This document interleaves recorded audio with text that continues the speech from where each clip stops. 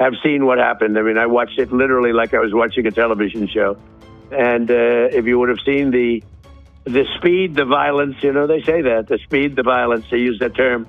It's it was an amazing thing, an amazing job that these people did. There's nobody else could have done anything like it. Well, we watched it from a room. We had a room and we watched it, and we watched every aspect of it. We were surrounded by lots of people, including generals, and they knew everything that was happening, and it was very complex, extremely complex. With steel doors that were put there for just this reason, and they got taken out in a matter of seconds. I've never seen anything like it. I was able to watch it in real time, and I watched every aspect of it, and I listened to the communication between, where we were in Florida and out in the field in Venezuela, in a very highly guarded, like a fortress, actually. It was in a fortress. It just was the right time to do it. We had to do it because it's a war. We're losing 300,000 people a year. We don't lose that much in a war. Okay, if you look, and we had to do it. But he was in a house that was more like a fortress than a house. It had steel doors. It had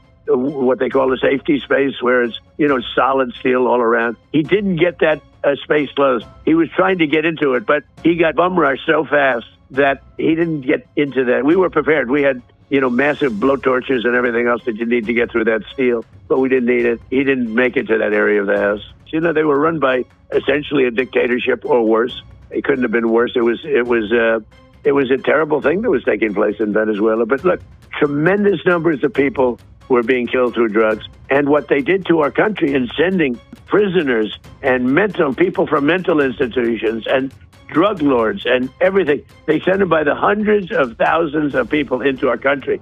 And that is just unforgivable. That's why, he wanted to negotiate at the end, and I didn't want to negotiate. I said, nope, we got to do it. He was trying to negotiate at the end. You probably saw that. And trying hard to make a deal. And I said, this could have been a very foolish thing if it didn't work out. But I said, nope, we can't do it. What he did with drugs is bad. Well, they'll be heading to New York. They were indicted in New York and also to Iwo Jima. They were on a ship. They'll be heading into New York. The helicopters took them out. They went by helicopter in a nice flight. I'm sure they loved it.